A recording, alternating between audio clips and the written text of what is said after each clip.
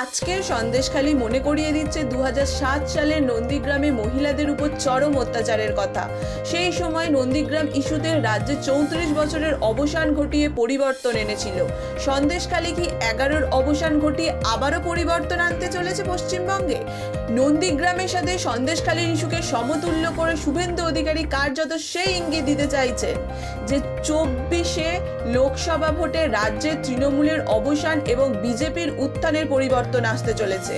আজ নন্দীগ্রামে 14ই মার্চ অভিশপ্তভূমি উচ্ছেদ প্রতিরোধ কমিটির বর্ষতা শিকার দিবসের দিনে নন্দীগ্রামের অধিকারী পাড়াতে শহীদদের প্রতি শ্রদ্ধা জ্ঞাপন করে সেই রকম ইঙ্গিত দিলেন বিরোধী দলনেতা শুভেন্দু অধিকারী। নিশিকান্ত মণ্ডলের পৈশাচিক খুন তার নিন্দা করে শহীদদের স্মরণ করে অত্যাচারিত রমণীরা 14ই মার্চের পরের দিন গাড়ুপল্লী, মালপল্লী এখানে যে মায়েরা শারীরিকভাবে অত্যাচারিতা হয়েছিলেন তাদের প্রত্যেককে দণ্ডবত প্রণাম জানিয়ে হৈমবতী হালদার, কল্পনা মুনিয়ান, নর্মদা শীত, রাধারানী আড়িদের মতো লড়াই সংগ্রামে ক্ষত বিক্ষত হয়ে যাওয়া আমার মায়েদেরকে প্রণাম নিবেদন করে 1 মিনিট নীরবতা পালনের জন্য সকলকে আবেদন করব।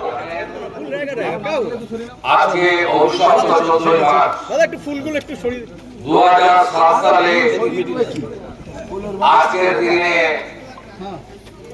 নন্দীগ্রামের অধিকারী পাড়াতে বিশেষ করে স্বতঃস্ফূর্ত গণ আন্দোলনের উপরে তৎকালীন বামফ্রন্ট সরকারের পুলিশের দ্বারা বর্বরচিত হত্যাকাণ্ড হয়েছিল। আমরা প্রত্যেক বছর এই দিনে শ্রদ্ধা নিবেদন করি, অমর শহীদের আত্মাকে স্মরণ করি এবং বর্ষতা বিরোধী কৃষি জমি রক্ষার এই আন্দোলনে কৃষকদের প্রতি প্রণাম নিবেদন করি। অনেকে নির্বাচন এড়িয়ে আসেন যান, তাদেরকে পরিযায়ী পাখি বলা হয়, কিন্তু 2008 সাল থেকে অদ্যাবধি দীর্ঘ 17 বছরেরও বেশি আমার অন্তত কোনো পরিবর্তন হয়নি এবং আমি কখনো এই মঞ্চকে, শহীদ বেদিকে রাজনৈতিক কারণে ব্যবহার করিনি, ভবিষ্যতেও করব না। আপনারা জানেন যে আমাদের এই শহীদ বেদিতে মাল্যদান করার জন্য বাধার সামনেও পড়তে হয়েছে। অবশ্য গণদেবতা জনতা জনার্দনের আশীর্বাদে সব বাধা অতীত হয়ে গেছে। নন্দীগ্রাম পথ দেখিয়েছে।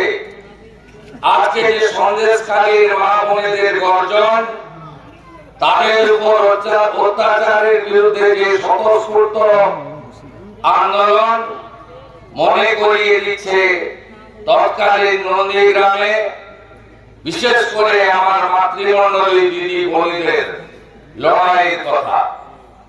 আমরা যেহেতু 11টার মধ্যে সোনাচূড়া শহীদ মিনারে কর্মসূচি শেষ করব, যাতে অন্যরাও মাল্যদান করতে পারে, কারণ এই শহীদ বেদি, শহীদ মিনার দিনটা উদযাপন, তার ইতিহাস হয়তো অনেকে জানে না, কিন্তু এখন ঠেলায় না পড়লে বিড়াল গাছে ওঠে না।